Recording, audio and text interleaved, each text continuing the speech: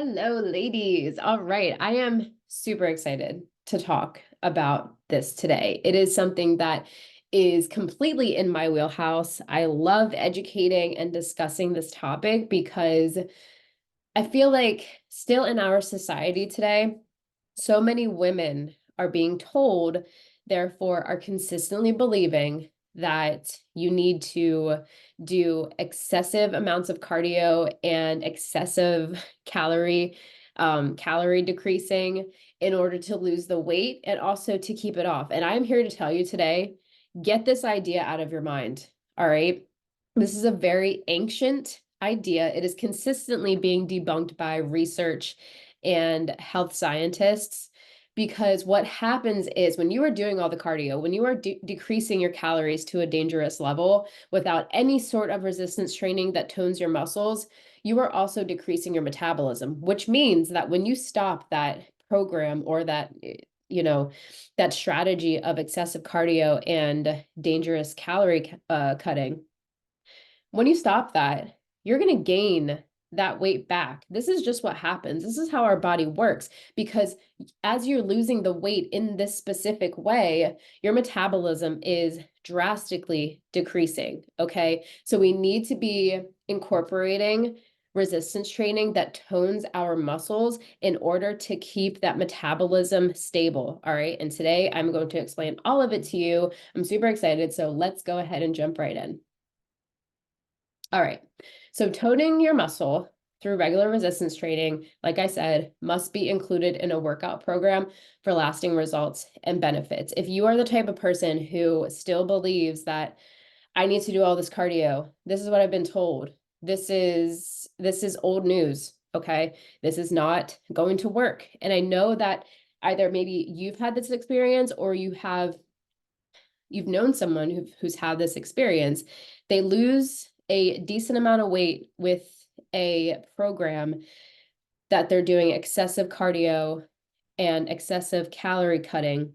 They go through this program, they lose the weight, they stop the program, and what happens? They gain the weight back. All right.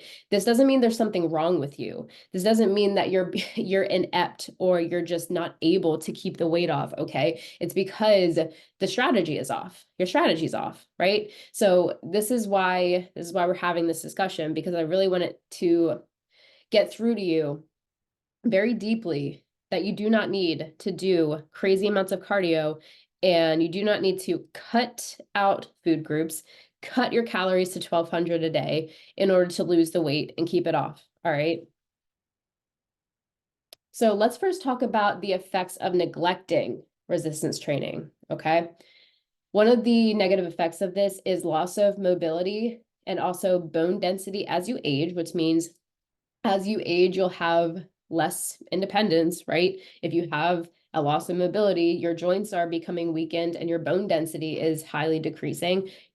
We've seen it. We've seen the frail, the lovely, frail older people that just have a very difficult time taking care of themselves. And I'm here to tell you it doesn't have to be that way. All right. So weight loss aside, think about how you want to live your life when you're aging, right? I know that some of you may be young and you may not even be thinking about this type of thing, but the reality is that you should. We should be thinking about these things right now, okay? Something else that happens, as we've talked about, is a gradual drop in your muscle and your metabolism, which means a higher chance of gaining weight every single year. And we see this happen all of the time. A weakened quality of life. And also, I never enjoy getting morbid, but if you're not resistance training, this also can mean an increased risk of all-cause mortality. So it's just another reason to incorporate this into your lifestyle. All right. So what does regular resistance training and increased muscle tone do for our metabolism? Well, it boosts it. It boosts it very, very well, okay? So statistically, inactive adults experience 3% to 8% loss of muscle per decade. And when you think about this in the grand scheme of your entire life, this is a staggering percentage, okay? So increasing the muscle tone actually increases the amount of energy that your body requires at rest. This is known as your basal metabolic rate, which refers to the total number of calories that your body burns at rest. And we don't need to get into specifics today. If you're curious about that sort of thing, please let me know and I will help you, determine your own basal metabolic rate. It's just a simple calculation, but the main idea here is that as you begin to increase your muscle tone, you can be sitting at your desk working, which I know many of us women do, whether at home or in the office or whatever. You can be sitting at your desk working and your metabolism is increasing. So that means that maybe 2 months ago, you were burning less calories while just sitting. And 2 months later, you're burning more calories because you have more muscle tone on your body, which means that your metabolism is increasing. And that is a fantastic thing. It is something that you cannot experience by doing cardio alone. Okay. So it leads me to my third point, which I know I kind of bash into people's brains very often, but that's because it's so true and I want you to understand it, all right? Excess cardio in a weight loss program may help you lose weight. Oftentimes it does. But without the increase in muscle tone, you're also losing muscle. That's never a good thing, ever. This leads to a drop in your metabolism, which again means a higher chance of gaining the weight back, which we see all of the time. Another benefit of increasing your muscle tone is an improvement in body composition. I love this so much. So what your body composition is the percentage of fat, bone, water, skin, and lean muscle mass in your body. So body composition versus only measuring the number on the scale, which measures your BMI, your body mass index. Body composition, measuring it that way is a much more efficient way of determining overall health. So when you go to the doctor, right, they're not measuring your body composition for whatever reason. It's been this way for eons. And it's very frustrating, but it's the way that the medical system works right now, right? So BMI, body mass index, they basically take your weight, your height, they do their little calculation, and they determine your health risk based on that calculated number. Now, this is a very general way for the medical community to gauge whether someone is healthy or unhealthy or whatever, but they're not getting the whole picture. And that's why I want to share with you more about the whole picture, because I want you to understand that it's not, the scale does not tell the entire story. All right. So actually improving your muscle tone decreases your visceral fat. And what this fat is the fat that's deep in your abdominals, and it's dangerous to your health. Okay. And as us women begin to age, right? Perimenopausal, during menopause, postmenopausal, because of the fact that our hormones are always changing during those periods of our lives, this causes many of us women to actually gain more weight in the abdominal section, which becomes increasingly more dangerous to your health as you get older. So the sooner you can recognize that it's not all about the number on the scale, but so much more about your full body composition, which determines your overall level of health, the sooner you can realize that, the better off you will be. Okay. And as you regularly resistance train, you'll also notice that, you're not only losing weight, but your body shape is changing, which is a fascinating thing once it begins to happen to you. Because when we're just focused on the number on the scale, I'm not saying don't focus or don't, pay attention to the number on the scale, because again, it is a useful tool that can be used, to gauge the level of health or whatever. Understand that there are so many other factors that determine your level of health. Okay. But as your body shape is changing, maybe you begin to realize that your clothes are fitting looser, but you haven't lost a ton of weight, right? But because of the fact that you're resistance training, the shape of your body is changing, which means that not only are you becoming healthier overall, but you're becoming, it's like your body is like shape shifting, right? And it is really fascinating, because it just goes to show you that, the number on the scale is not everything. It never tells the entire story. All right. So, how often should you resistance train? So, the CDC recommends at least 2 days a week while working all the major muscle groups, which includes, the legs, the hips, back, chest, abdomen, shoulders, and arms. And also, I definitely wanted to be sure to put this in here because the frequency of your resistance training will depend on your personal goals and also the personal time that you have available for exercise, right? Like someone who doesn't work can technically like go to the gym every day of the week. Number one, that's not necessary, but I'm just painting a picture here, right? They can technically go to the gym 7 days a week, and if that's what they enjoy doing, they can train as often, as intense as they would like to, right? But that is not us ladies. We are very busy professionals. We have schedules that are packed most days, if not every single day. So that's just not something that's, very feasible for us.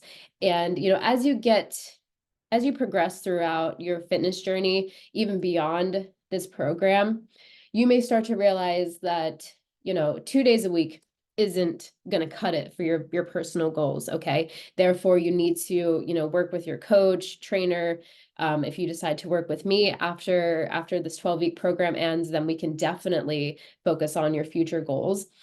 But for the time being, the way that this program is set up is to get you the most benefits if you are doing things the way that they are programmed to be done, doing resistance training 2 days a week, and then doing the high intensity interval training 1 day a week, which will count as your cardio for the week, and also building your strength at the same time. And that leads me to my second point, saying that more training without overdoing it will promote more fat loss and health benefits. And what I mean by overdoing it is, number one, if you are overtraining, there will be so many signs of this happening. You may become irritable, more fatigued, may have difficulty sleeping.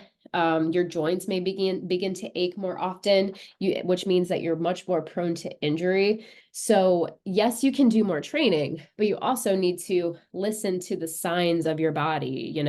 Am I too sore to do anything super active this day because yesterday I went really hard at the gym? It's not a good thing to train two of the same muscles back to back. Say you want to do leg day Tuesdays and Wednesdays. That's not a good idea. Okay, I will admit I've done it. It's a terrible idea because you're not allowing your muscles to recover, which means that your next workout training those same exact muscles is going to be much less efficient. And if you just waited a day or two to train that muscle again, you would begin to notice that the results from your exercising will be shown to you much quicker. Okay, so do not overtrain, but again, you can definitely begin to increase the number of days a week as you see fit. And to train for muscle tone, right? We want to aim for 10 to 15 repetitions and 3 sets per exercise per session. And then gradually increase your weight by 5 pounds as the last 2 to 3 repetitions become easier. And listen, I'm not necessarily coaching you how to become a bodybuilder, okay? However, in order to sustain your muscle tone, in order to increase the change in your body, you do need to continue to increase the weight that you're using, okay? And if you have questions on that portion of it, you and I can definitely discuss that based on your own, personal experience and goals, okay? So what are your personal options for strength training? And this is not an extensive list, but this is a very good list to go by, okay? So compound exercises, that is mainly what you are doing for the majority of this program, because these are exercises that work multiple muscle groups at the same time. And they're great for when you're low on time, but you still want to burn fat and build that strength and endurance, right? So examples of these would be deadlifts, squats, shoulder presses, etc. Another option, which is also what we do, is high intensity interval training. These are, HIIT has become so popular, so popular. And I'm not a huge fan of trends just because they're trends, you know, like I'm not that type of person, never have been. But if something proves to work, I'm gonna get on it and I'm gonna teach you all about it. Okay.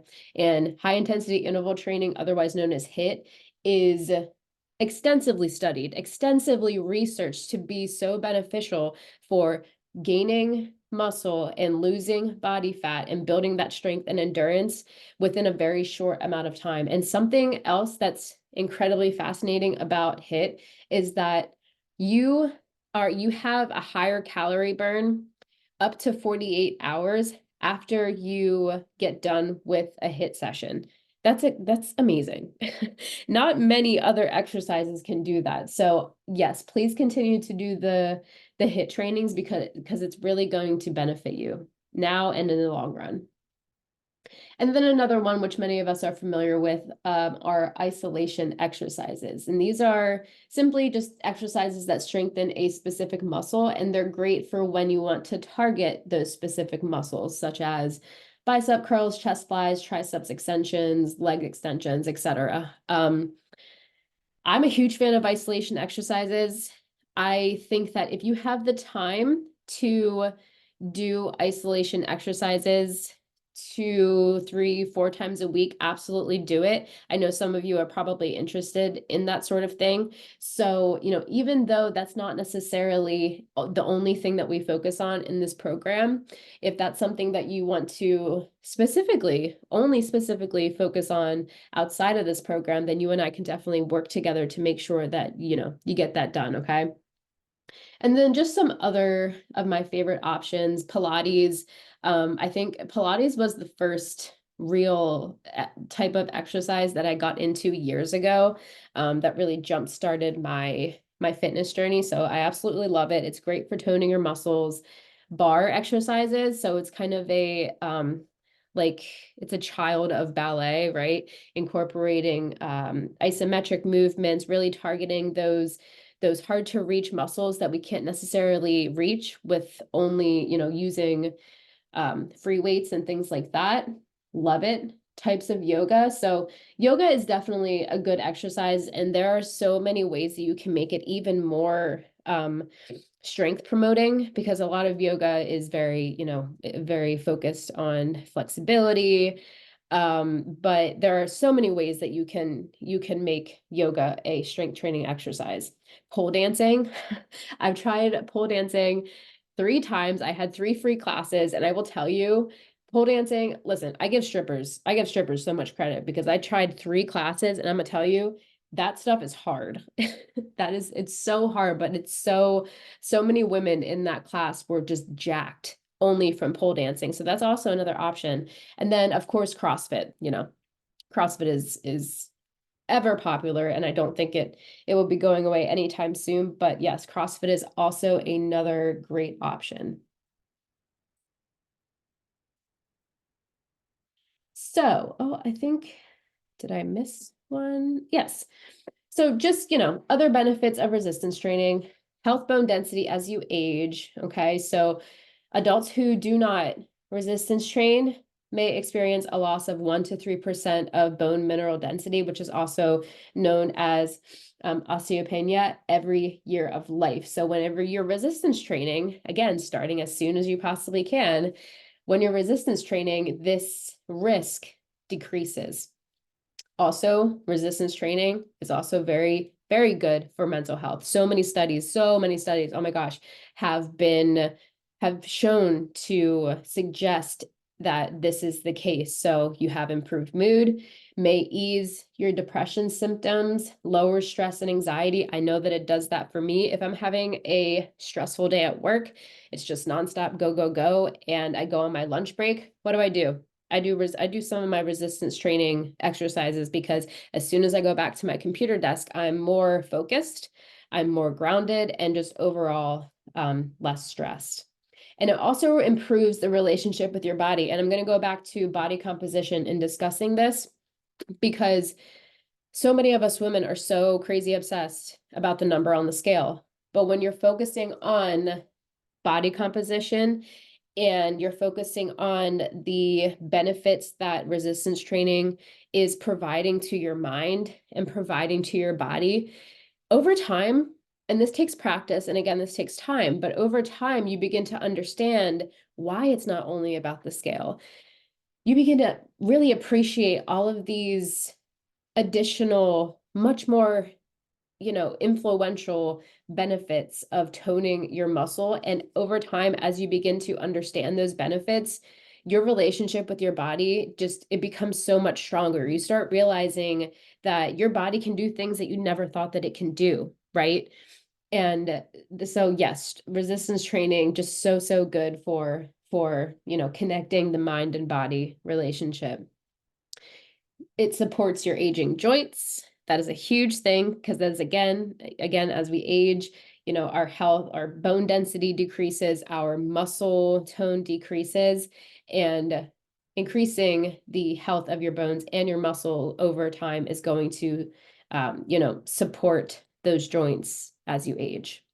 And then it improves your sleep patterns because if it's decreasing your stress, and stress is one of the reasons why you have a difficult time falling asleep, staying asleep, whatever, if it's decreasing your stress, then your sleep will most likely improve.